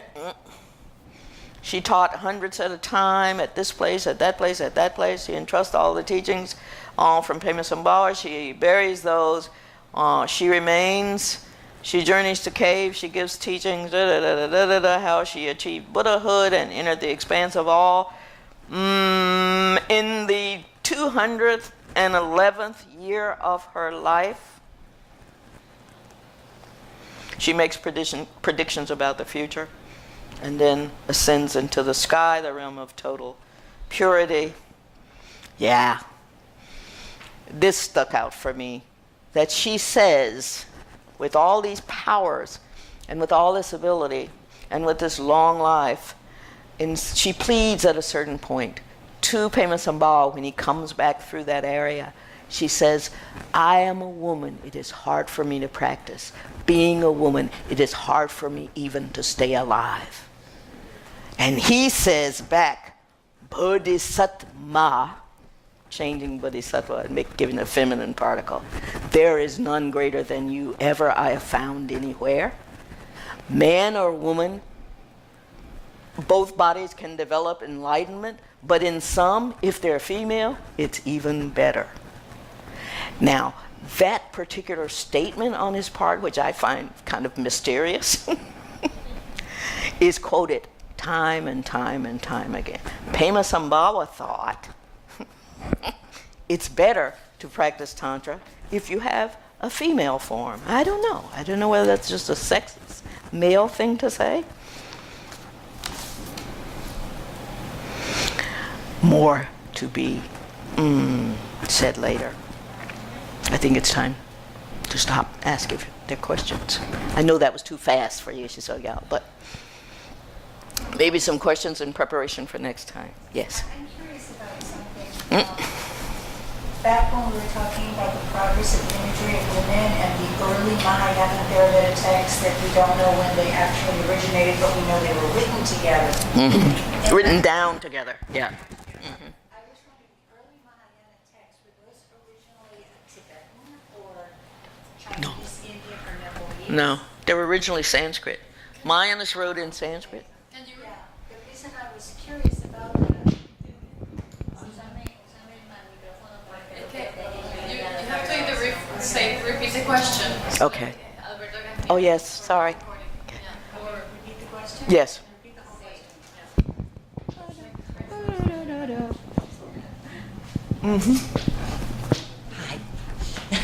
Hi.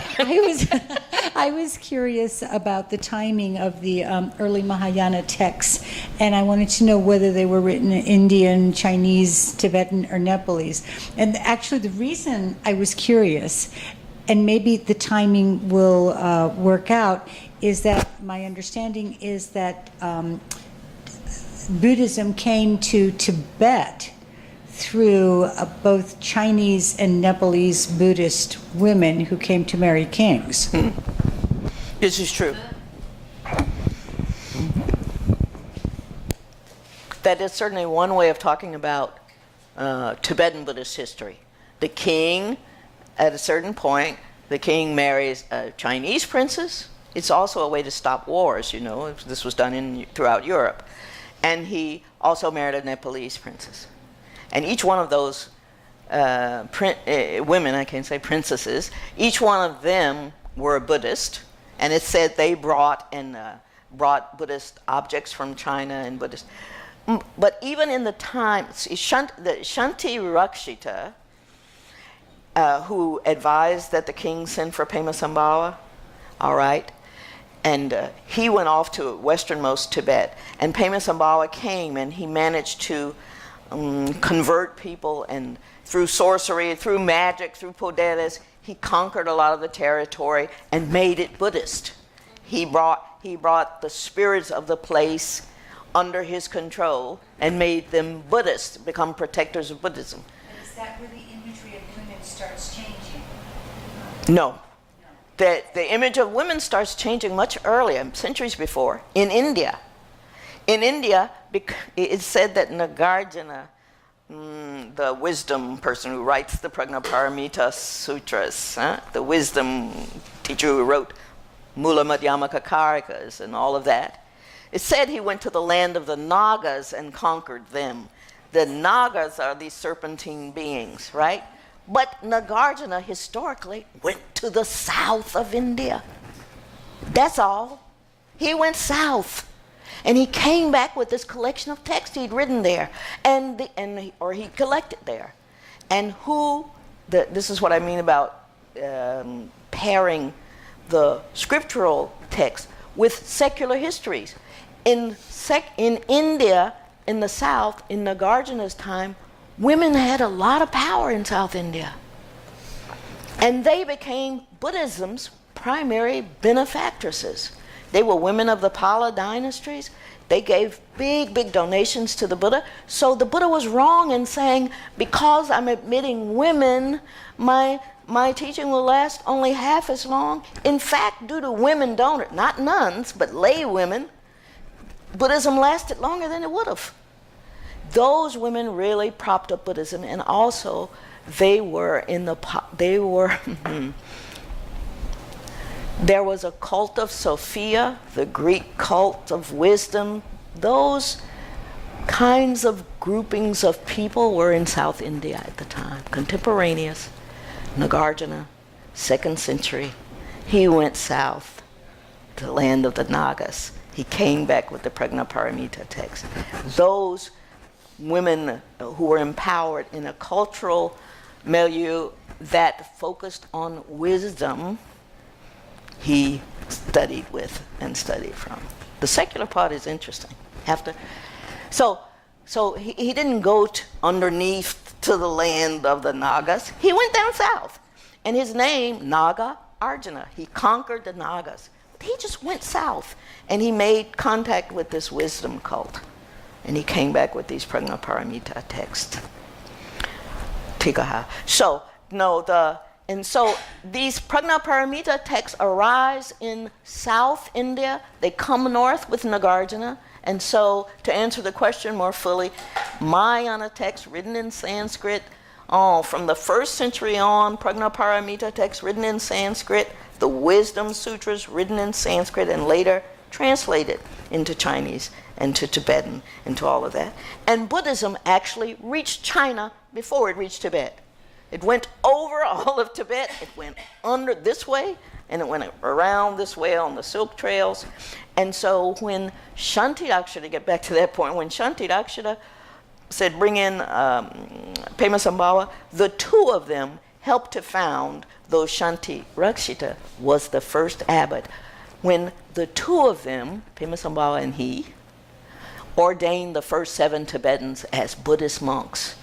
And they, from 792 to 796 AD, built the first monastery in Tibet, which is known as Samye. The incomprehensible thought or mind. Samye, that has no limits. That's the name of the first monastery there. And so at that monastery, from that time period on, the monastery itself it was like the second glorious spot to Nalanda in India. People came from all over the world to Samye, not just Tibetans. Chinese monks, other kinds of monks were there on the ground in Tibet studying. Quite something. Okay. Thank you. You're Mike? Hi, the question of why women would be wisdom and and men Yes. compassionate. What does that say to you, that imagery, that symbolism? Oh, there's a lot of free associations that I have. I mean, so I'm just going to take a stab. Please.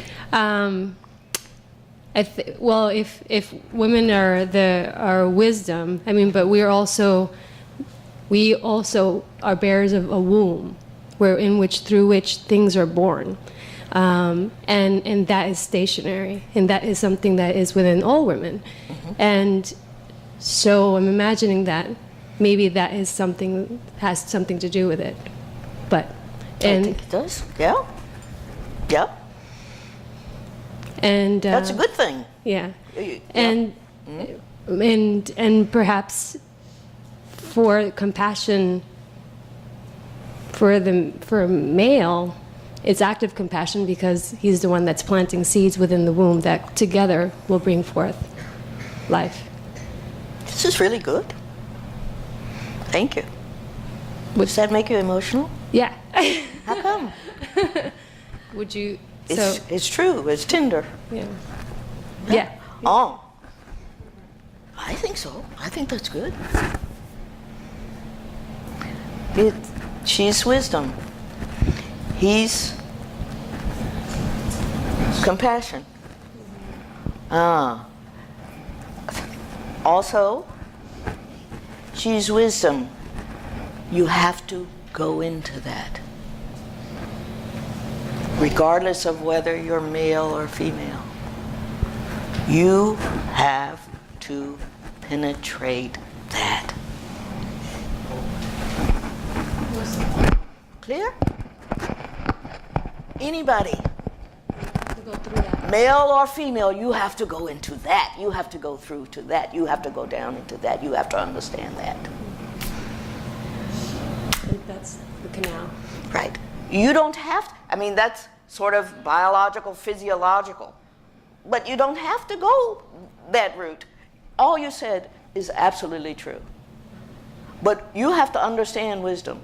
And the way we speak of that is going into it, understanding it, penetrating it, you know, going down into it. So even if we can get beyond thinking just physically, that's what you have to do with wisdom. The wisdom is right there all the time. It's just fascinating because in terms of the earlier... We're just speculating here about symbols.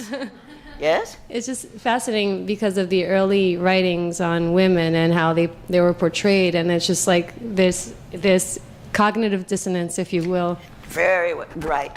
In the Prajnaparamitas, we get a change from the very beginning. Thank you so much. You get Prajnaparamita. She's the goddess of wisdom, of transcendent wisdom. Why? All the Buddhas, as your physiological example showed, all the Buddhas come through her. You can't be a Buddha without wisdom. She's the goddess of wisdom, and all Buddhas must come through her. There is no other way. So that's already, we've explained it two ways. At least two. Well, the women were also worshipped as the mystery of life. Yeah. Mystery, so within the mystery is the wisdom. And in so many religious traditions, that.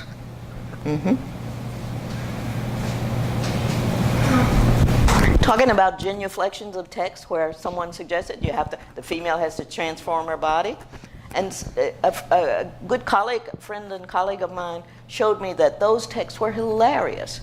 Unlike we modern day feminists might say, "Oh, why should it be necessary to change?" You know, she said, to audiences hearing those texts, they must have howled at the comedic part of that. And Shariputra's, being nonplussed by the flowers, and that somehow we might be missing the humor of it if we're too, rigid about it. Well, they gave me, but she was always an opera singer. But anyway, she gave me a different way of looking at it. Yeah. Yes, question. And coming back to your question about the moving part and the stationary part, what does it have to do with this that we are talking now? About the wisdom, about the compassion? Because you said that wisdom didn't move. The other part did. So what is the meaning? One, About the question you left. that going into it is an active verb. Okay. That's doing something. Okay. Wisdom is unchangeable. It's just there. So It doesn't move. We have to move towards it. Go through it. It doesn't matter what sex or physical body we're in, we have to move towards that and into that. Wisdom Yes. doesn't itself move. that's all about it. Yeah.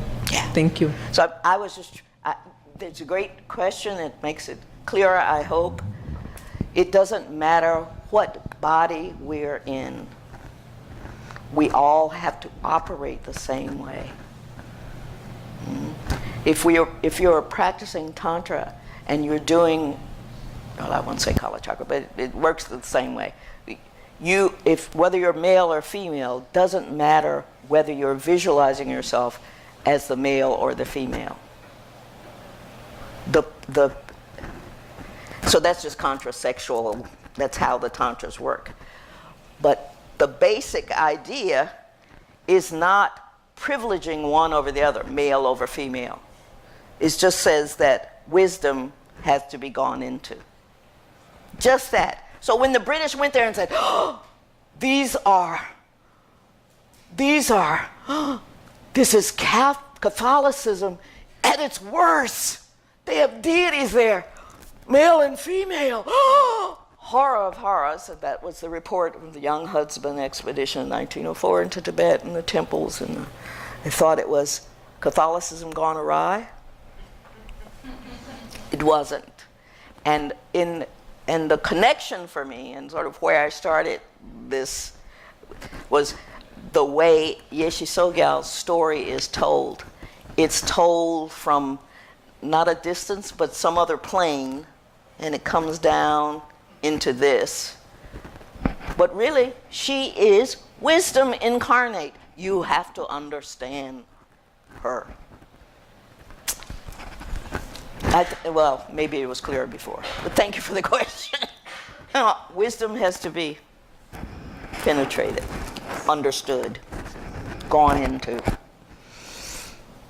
Okay, maybe not as neatly wrapped up as that Namtar comparative Milla and Naropa, but to be continued.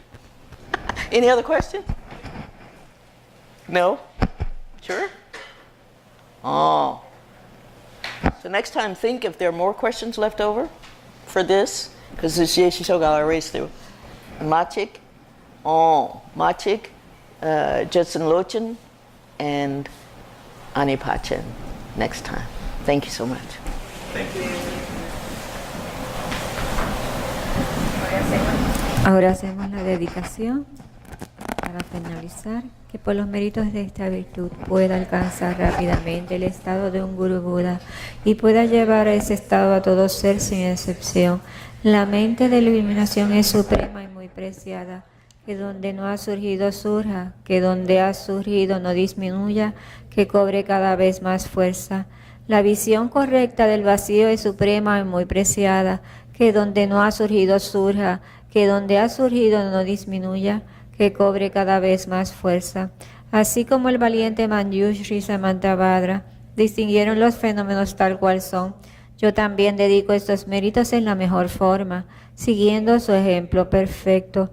Dedico todas estas raíces de virtud con la dedicación que es considerada la mejor por los victoriosos asidos de los tres tiempos para poder realizar todas las buenas obras.